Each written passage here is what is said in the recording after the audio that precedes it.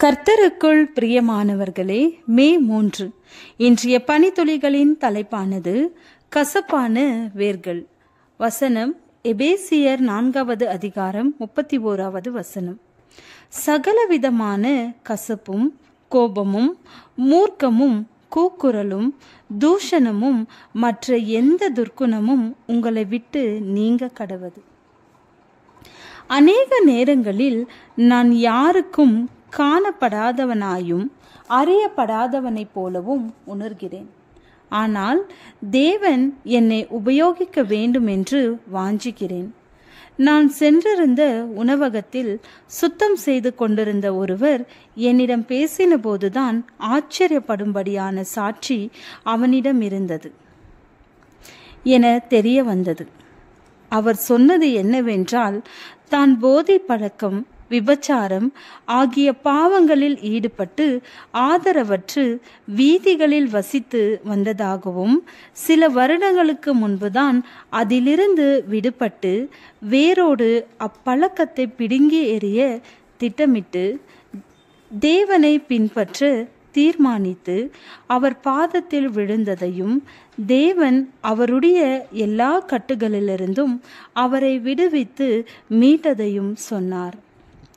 Rebecca தனது சகோதரனின் குடும்பத்தை குறித்து மிகவும் கவலை கொண்டு இருந்தாள்.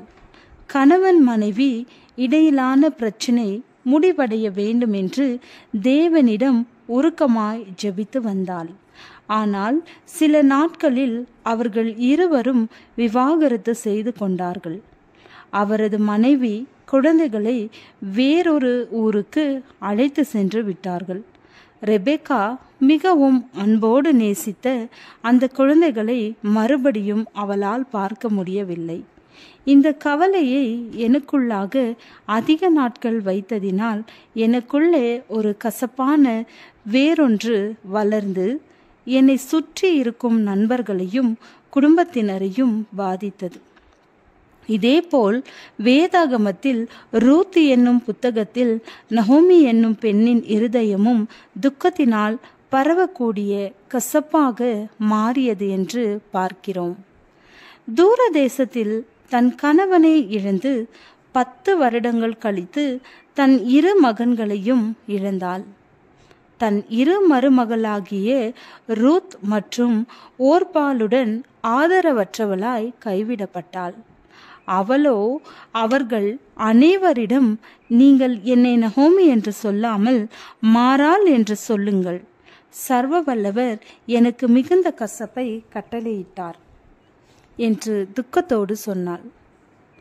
உலகத்தில் அனைவருக்கும் துக்கங்களும் ஏமாற்றங்களும் உண்டு. அதன் நிமித்தம் நாம் கசப்பு உள்ளவர்களாய் மாறும்படி தூண்டப்படுகிறோம்.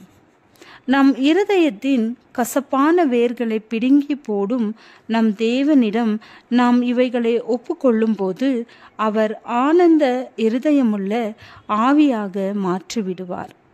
சகலவிதமான கசப்பும் கோபமும் மூர்க்கமும் கூக்குரலும் தூஷணமும் மற்ற எந்த துர்க்குணமும் உங்களை விட்டு நீங்க கடவது. ஒருவருக்கொருவர் தயவாயும் மன உருக்கமாயும் இருந்து கிறிஸ்துவுக்குள் தேவன் உங்களுக்கு மன்னித்தது போல நீங்களும் ஒருவருக்கொருவர் மன்னியுங்கள்.